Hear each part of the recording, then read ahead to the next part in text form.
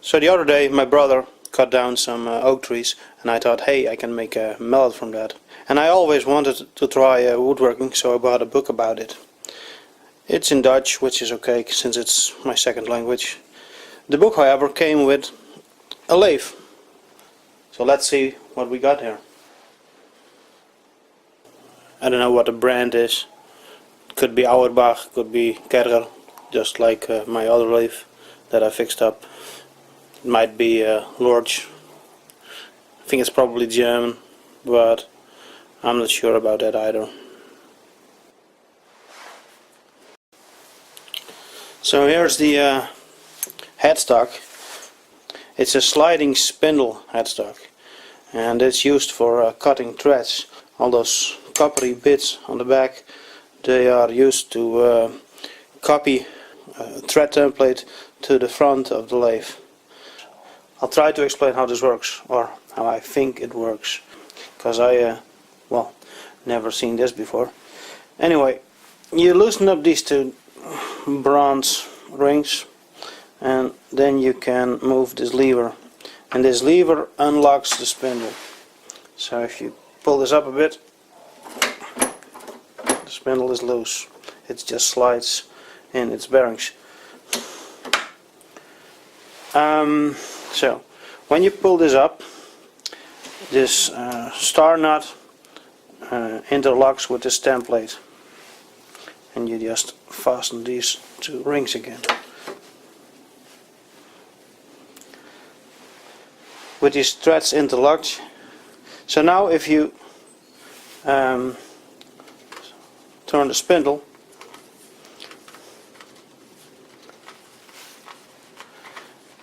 it will start moving forward.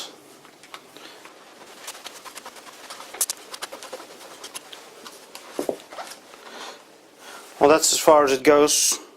You're obviously limited by the length of the template you're copying to the front.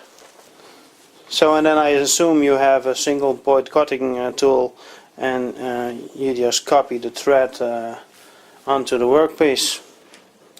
This ring here is actually broken. I don't know if you can see that. Here's the missing part, and they use some electrical tape to fix it. Well, whatever works. Unfortunately, the headstock is missing its original pulley. Somebody made a aluminium pulley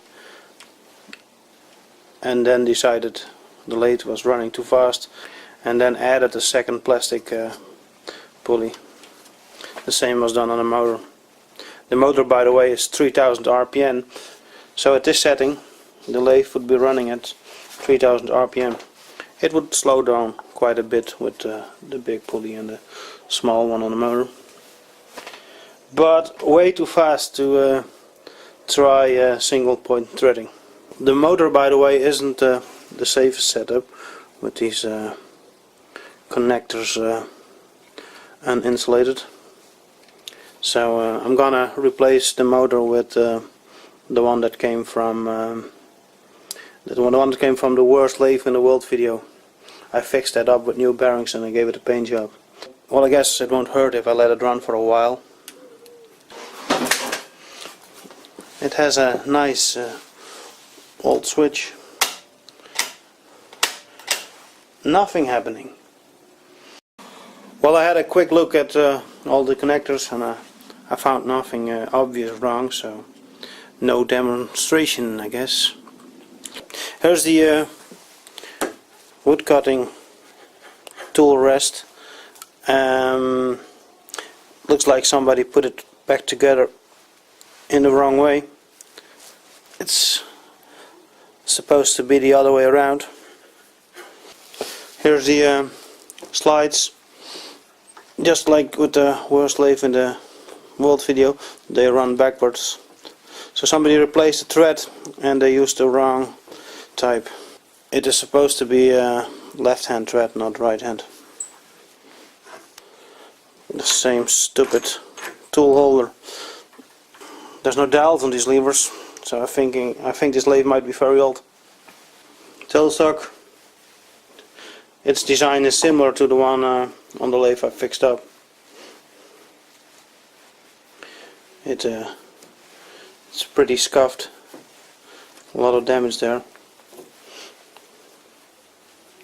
I also haven't figured out what kind of Morse taper this thing is. It's not Morse taper 1, it's not Morse taper 2. And here are some boxes with stuff that came with the lathe. It's a faceplate. I see the chuck key. Some chisels made from files. And a whole lot of stuff I have no idea what it is. I might show it in another video. So that's it, my new toy. I think I'll put it on some swivel wheels so I can move it outside if I want to do some woodworking. Then I don't have to deal with all the sawdust inside. I had enough for today. It's cold here. I'm gonna get some warm tea.